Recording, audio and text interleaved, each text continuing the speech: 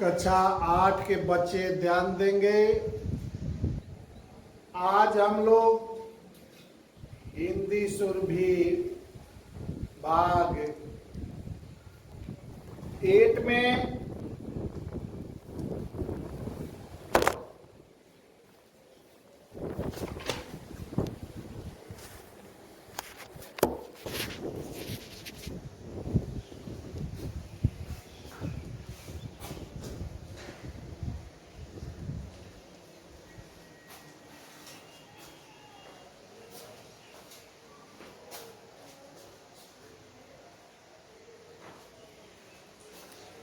हिंदी सुरभि भाग 8 में पाठ 2 अपना दुख पराया सुख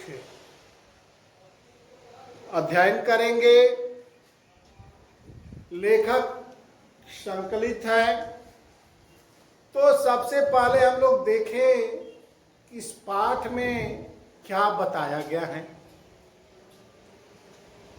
तो ये बोध कथा है बच्चों, ये बोध कथा है और इस बोध कथा में बताया गया है कि प्रत्येक प्राणी जो है अपनी स्थिति से संतुष्ट नहीं है। जो लघु प्राणी है वो बहुत बड़ा यानी विशाल होना चाहता है और जो विशाल है वो लघु होना चाहता है, छोटा होना चाहता है। लेकिन प्रकृति ने सबको अपने अपने हिस्से की खुशी दी हुई है। आवश्यकता है अपनी स्थिति को समझने की और इसमें खुश रहने की। इस बोध कथा में यही बताया गया है। तो इस कहानी को हम लोग शुरू करें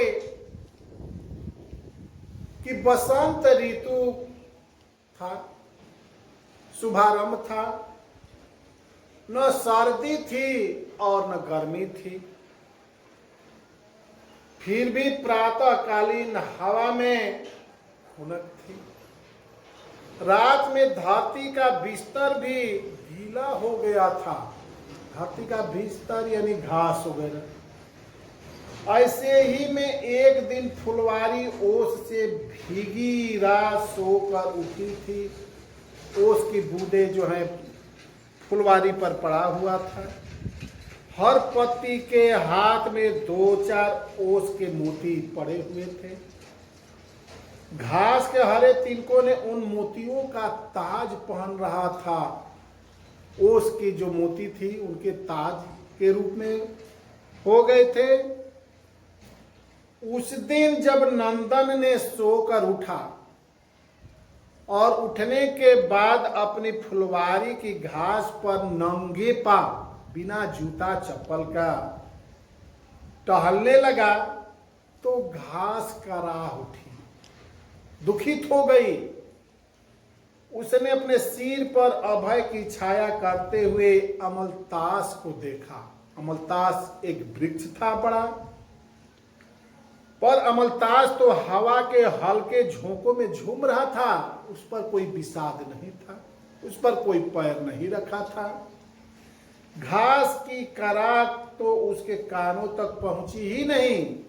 उसके दुख को उस अमलतास के वृक्ष तक नहीं।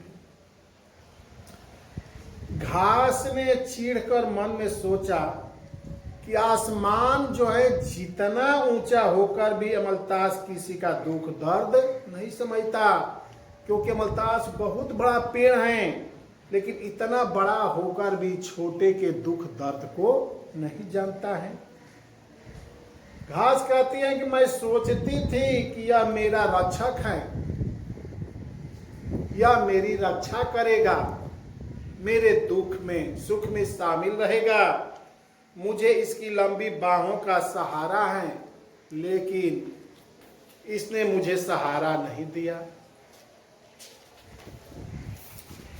घास सोच रही थी कि तभी एक केंचुआ धीरे धीरे रेंगता हुआ उसके पास आ गया। घास को गमगीन देकर उसने पूछा, दुखित होकर देकर पूछा क्या सोच रही हो बहन? घास को केचुए से बेहद चीड़ थी। उसे न तो उसकी चाल पसंद थी और न उसकी आदत पसंद थी। जहां केचुआ बैठता था वहीं गंदा कर देता था। जिस रास्ते चलता था उस पर गंदगी का लेप लगा देता था। पर आज उसे गंदे केचुए के उससे अद्भुत सौंदर्य दिखाई दिया। घास केचुए के ऐसे स्वभाव को देखी, बोली, सोच रही थी कि भैया कि मैं पेड़ क्यों न हुई। तब क्या करती? घास से केचुआ पूछा कि तब क्या करती इतना बड़ा पेड़ होती तो घास कहती कि मैं अपने नीचे की सारी घास की रक्षा करती। क्या मजाल कि किसी के मनहूस पैर उसके सिर पर पड़ते। केचुए ने उसके लीजे तन को सिकोड़कर, केचुआ अपने शरीर को सिकोड़ा और सिकोड़कर धीरे से फैलाया, जैसे कि दार्शनिक के मस्तक पर चिंतन की कोई नई उमंग उभर कर आ जाती है। फिर वह ज्ञानी की तरह बोला कि बहन, पिछली गर्मियों की बात है, पता नहीं मैं कहां से कहां जा रहा था। रास्ते में एक पेड़ पड़ा था, पेड़ खड़ा था, उसके नीचे रात काटने को मैं रुका। वह पेड़ बहुत विशाल था। लगता था वह धरती को अपनी जड़ों में थामे न रहे तो धरती ही डोल जाए, या आसमान तो अपनी बाहों का सहारा न दे तो आसमान ही गिर पड़े। लेकिन जब सुबह सो कर उठा तो मैंने देखा कि न धरती डोली और न आसमान डोला। वह पेड़ ही जड़ से उखड़ कर करा रहा था और बहुत से पक्षी उस पर बैठे रो रहे थे।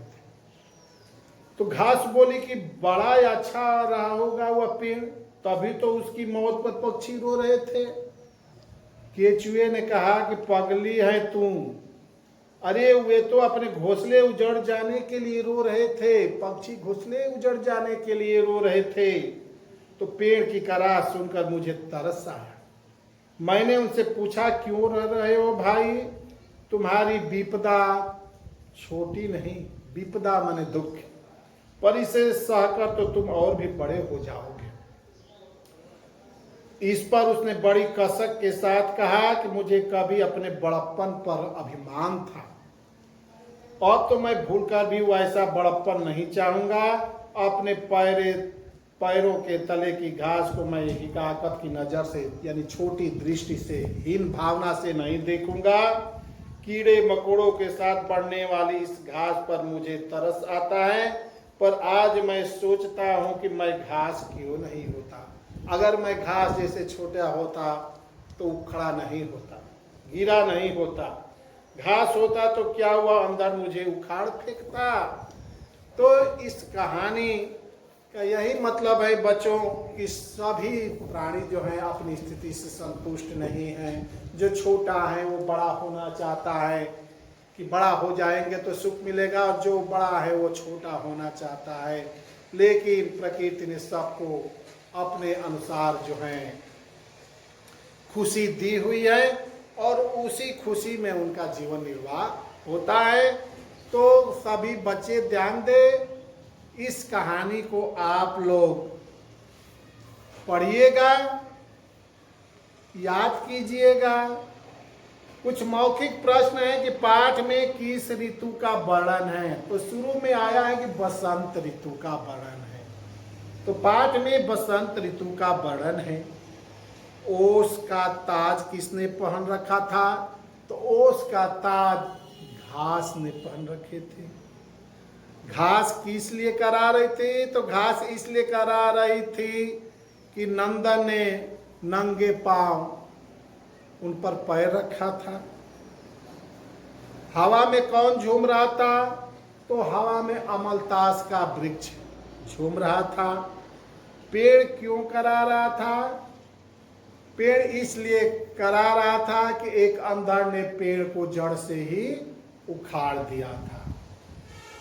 उसके बाद बच्चों रिक्त स्थानों की पूर्ति कीजिए, जो खाली स्थान है आप लोग अपनी पाठ्य पुस्तक से पढ़कर रिक्त स्थान की पूर्ति कर लीजिएगा। कल मैं लिखित प्रश्न यानी लघु उत्तरीय और दीर्घ उत्तरीय प्रश्नों का उत्तर मैं श्यामपट पर लिख दूंगा। धन्यवाद।